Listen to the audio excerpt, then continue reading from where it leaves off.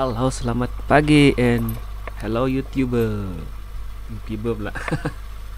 So hari ini saya ingin menunjukkan, I will show you how Kota Kinabalu looks like.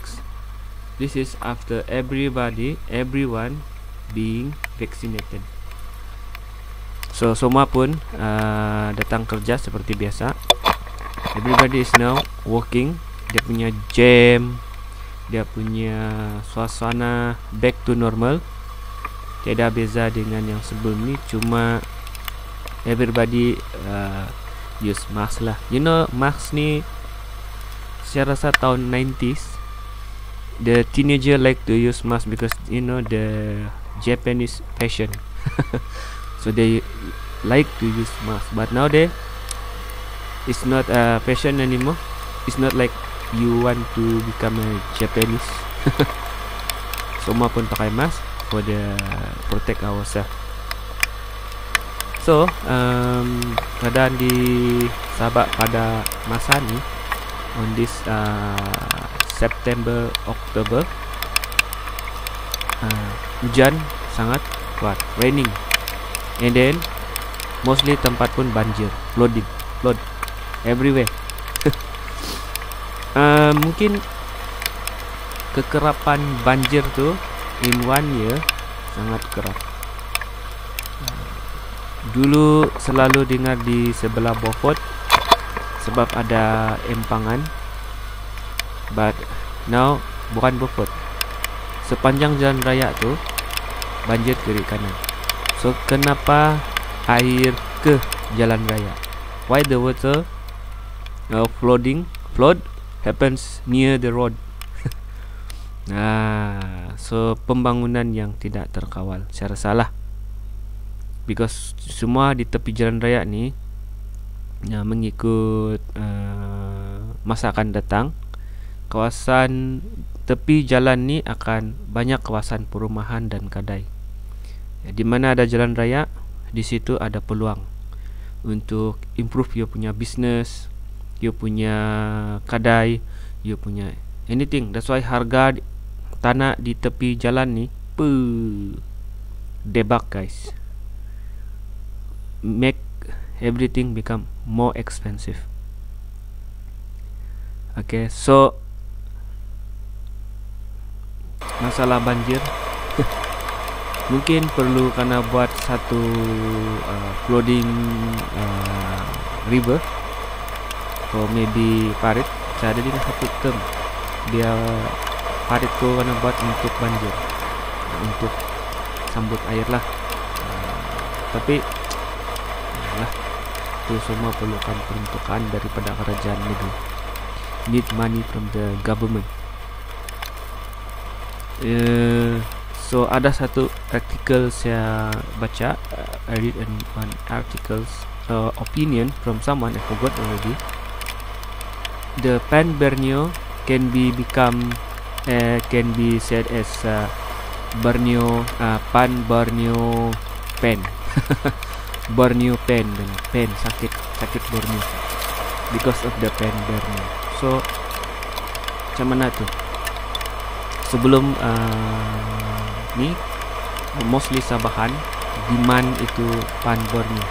I don't know where that idea, who give the idea, the Pan Borneo, and then dia punya positif is memudahkan pengangkutan lah. Of course when the pengangkutan meningkat, GG bosku, bagus beli motor besar langsung Z1000 MT-09 MT-07 kan. Jadi apa yang berlaku sebenarnya sekarang?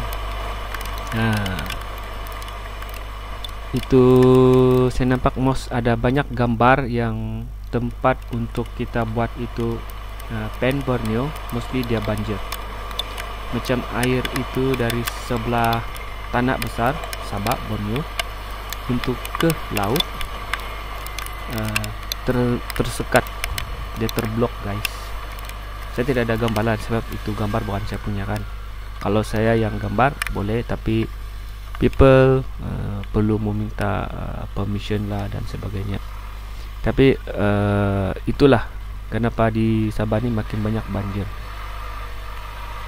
So bencana alam yang dibuat oleh manusia lah, not from nature but actually from humans.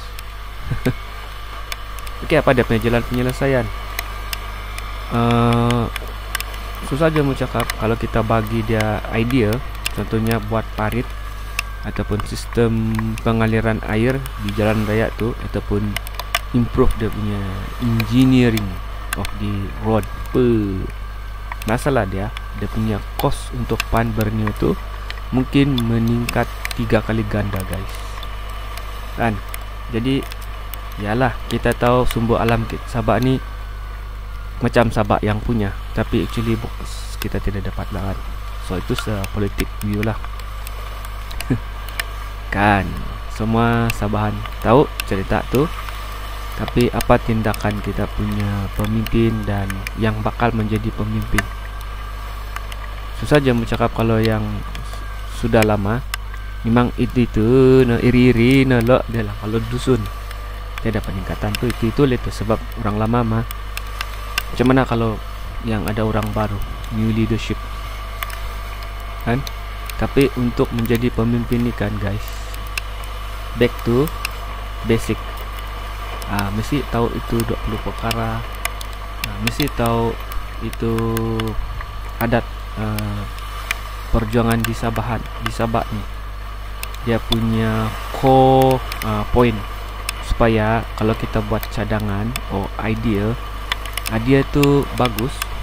Tapi kalau kita kalau kita ada basic ataupun knowledge yang kita ingin pertahankan di Sabah, itu idea lebih berpihak kepada kita lah Sabahan. Kalau kita tidak ada tu basic knowledge, terutama contohlah kita tidak tahu itu 20 perkara, saya percaya idea yang kita bagi tu bagus, tetapi dia bertentangan dengan 20 perkara tu. Percayalah cakap saya. That's why mesti ada full understanding ataupun proper discussion apakah tu 20 perkara dan macam mana kita kasih pecah dia. And then bila kita buat idea dari segi pembangunan fizikal ataupun education, dia tidak bertentangan dengan kita punya nenek moyang punya perjanjian. Itu nenek moyang itu, guys, 20 perkara. Saya pun tidak tahu. Jadi kalau sebagai idea untuk pembangunan Sabah ni kan, mungkin idea saya itu untuk orang yang tidak tahu yang 20 perkara tu mungkin cukup bijak, tapi dos yang tahu 20 perkara tu dan penghayatan dan pemahaman dia lebih baik, idea saya itu mungkin against itu 20 perkara. Jadi saya tidak mendukung ataupun melindungi hak-hak kita lah sebagai bumi putra. No, bukan kalau begitu. Jadi at least those yang like wants to be a leader in North Borneo should have a proper discussion or understanding about the 20 things, 20 perkara tu. Kalau tidak, kita punya idea dari segi education, kita punya pendapat dari segi penjualan pengubalan undang-undang, terutama undang-undang baru di Sabah, bertentangan dengan yang 20 kerah tanpa kita sedari. Bahaya kan, bosku, buat undang-undang yang kasih rusak diri sendiri ataupun anything yang permintaan yang actually tidak bagi benefit kepada ni orang di Sabah lah kan. Dia benefit untuk pada masa tu je untuk jangan masa panjang. Bila yang masa akan datang punya leader yang ada yang pintar, dia nampak sudah dia mau bersuara tidak dapat sebab gara-gara yang previous punya leader dia buat itu ataupun permintaan tu ataupun dia punya ini law, actually dia menghalang yang bumi putra yang masa akan datang untuk bersuara. Gigi, bosku. Kenapa begitu? Itu pendapat saya lah. Sebab contohlah ini Pan Borneo, kita minta Pan Borneo kan, Pan Borneo, kita tidak terpikir pun dia punya risiko, terutama efek Pan Borneo kepada alam sekitar di Sabah. Itu satu. Lepas tu kalau kita minta samping yang pembangunan yang bangunan tinggi-tinggi 100 tingkat 200 tingkat, saya rasa tidak sesuai, sebab kita sudah sedia maklum kita ada Gunung Kinabalu, dan Gunung Kinabalu ni dia masih orang bilang tidak aktif, tapi kan bosku, gempa bumi bosku, kiri kanan. Tidak payah hari-hari, satu kali saja dia gegar tuh bosku, 100 tingkat jadi bukit tuh terus. Kalau satu tingkat tuh 100 tingkat tuh dia boleh menampung 100 keluarga ataupun 1000 family. Tidak payah kau kira berapa yang meninggal. Memang itulah jumlah dia yang dalam itu isi rumah itu. Dan kalau itu rumah kita buat, dia boleh menampung penduduk dalam 2000 penduduk lah, 2000 manusia dalam satu tu. Dia gempa bumi memang 2000 tu di dalam sana. Jadi apa kita punya rancangan? Jadi adakah perlu kita terlampau memanggil ini pembangunan secara melulu tanpa ada kepekaran ataupun campur tangan ini environment, kepekaran daripada environment safety, geologis, semua tu yang pakar-pakar ni kan. Ya, saya rasa perlu ada di Sabah sebab kita ada gunung. Perlu ada 1 degree bachelor degree ataupun satu jenis lagi education ataupun dalam kerajaan, pulang pekerjaan untuk yang mengkaji di kawasan Sabah ni.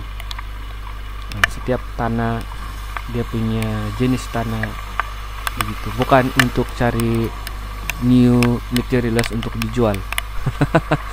Sumber alam kan, so itu apa boleh buat lah bosku. Kadang-kadang bila kita minta satu jenis spesialis, mungkin dia akan digunakan untuk certain pihak yang pencari sumber baru ni untuk dijual.